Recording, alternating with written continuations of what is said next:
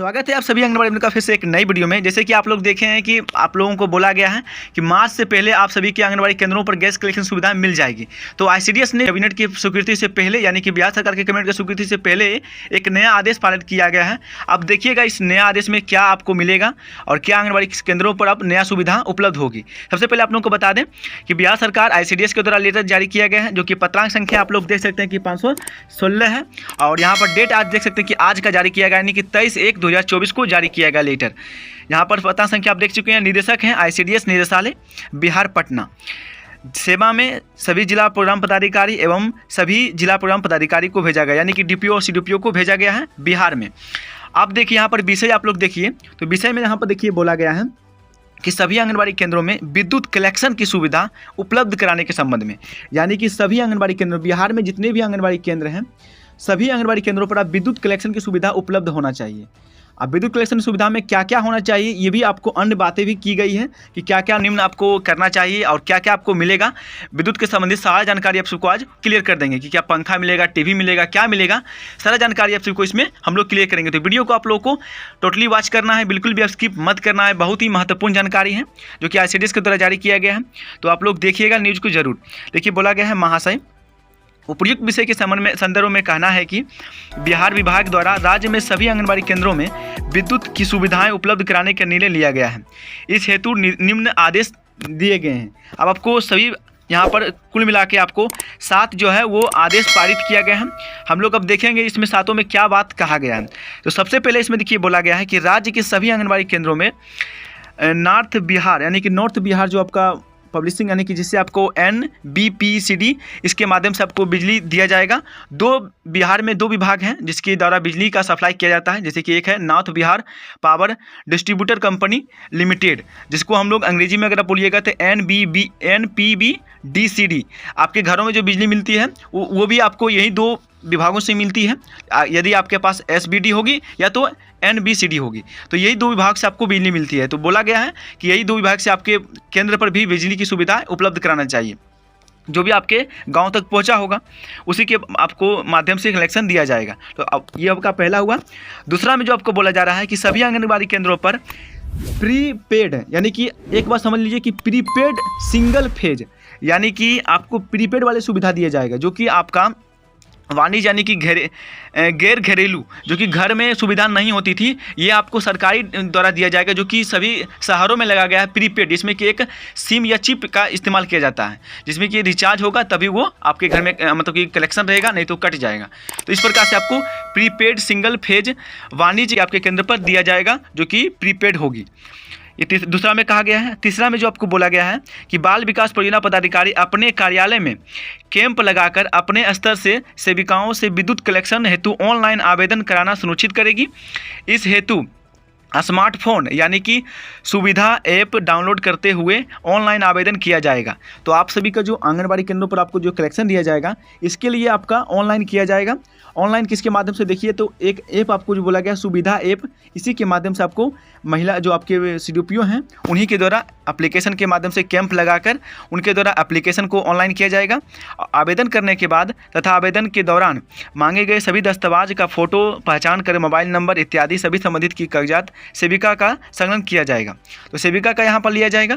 अब देखिए ये नहीं होता है कि सेविका का लिया जाएगा, क्या उनके जो आपके विकास मित्र हैं उनके खाता मतलब उनका एक डिटेल्स लिया जाएगा, क्योंकि आपका जैसे गैस कलेक्शन मिला है क्या उस रिगार्डिंग में आपका दिया जाएगा, ये आप सभी को हम आपके आगे बताएंगे जब आगे इन्फॉर्मेशन निकलता है। तो देखिए ये चौथा में बोला गया है। अब आपका यहाँ पर अगला बोलता है कि विद्युत कलेक्शन आंगनबाड़ी केंद्र के यूनिक कोड के नाम पर लिया जाएगा। तो देखिए यहाँ पर आपको साफ कर दिया गया है कि आपका जो कलेक्शन दिया जाएगा यूनिक कोड यानी कि जो भी आपका यूनिक कोड जो कि आपका पोषण टेकन में हो गया, जो भी आपके विभाग के द्वारा यूनिक कोड जो जनरेट किया गया है 10-12 डिजिट का, उसी के नाम पर आपको अब गैस कलेक्शन सुविधा दी जाएगी। ऑनलाइन आवेदन करते समय नेम ऑफ एप्लीकेशन में आंगनबाड़ी केंद्र का 11 अक्षर का जो यूनिक कोड है वही दर्ज किया जाएगा। तो आप लोगों को याद रहे कि जो आपका जब ऑनलाइन कीजिएगा सुविधा ऐप के माध्यम से, तो उस समय आप लोगों को जब नाम पूछा जाएगा तो नाम की जगह आप लोगों को अपना यूनिक कोड यानी कि जो भी आपका आंगनबाड़ी केंद्र का यूनिक कोड 11 डिजिट का दिया गया है उसी यूनिक कोड को आपको वहाँ पर देना है। ठीक है, ये आपका चौथा में बोला गया है। पाँचवा में बोला गया है कि प्रति आंगनबाड़ी केंद्र प्रतिमाह 50 यूनिट बिजली विद्युत उपयोग की अधिकतम सीमा निर्धारित की जाती है। यानी कि अधिक से अधिक आप लोग 50 यूनिट तक इस्तेमाल करिएगा। अब देखिए क्या क्या इसमें सुविधा दिया जाएगा, उसी के अनुसार आप लोग को बिजली खपत करनी है।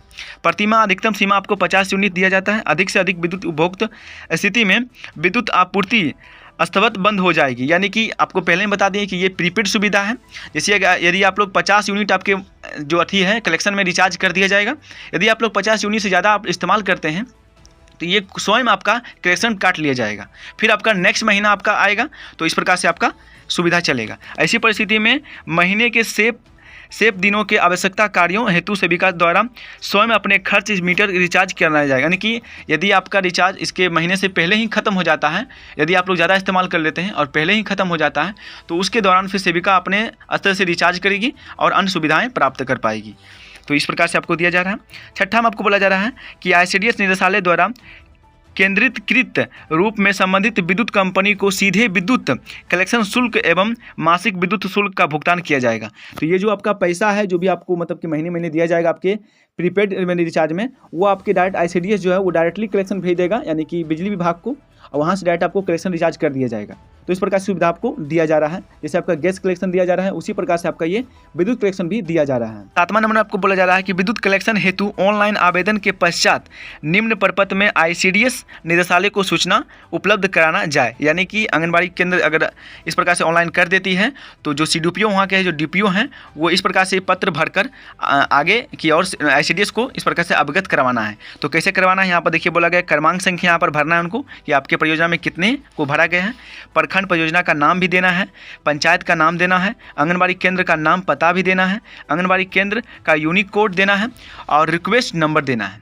इस प्रकार से आपका जो है आपका सुविधा इस प्रकार से वहाँ से DPO जो CDPO है वो रिपोर्ट को भेजेगी CDPO मतलब कि अपने ICDS के बाद। उसके बाद आपका फिर आगे की जो अनुशंसा है वो आगे की ओर चलेगी।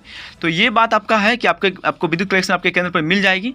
लेकिन यहाँ पर अब ये रहता है कि यदि आपका केंद्र अभी तक नहीं बना है, यदि आपको केंद्र नहीं प्राप्त है, तो फिर आपको कलेक्शन किस आधार पर दिया जाएगा, तो उसके बारे में आपके DPO CDPO जाने, क्योंकि उन्हीं को ये साफ तौर से आदेश दिया गया है कि जहाँ जहाँ केंद्र बना हुआ है वहाँ पर कलेक्शन की सुविधा दिया जाए। अभी जहाँ पर नहीं बना हुआ, जो अभी भाड़े पर चला रहे हैं या स्कूल से टैग हैं, तो स्कूल में तो बिजली मिल ही गया है, तो आपको उस प्रकार से आपका मीटर मिल जाएगा।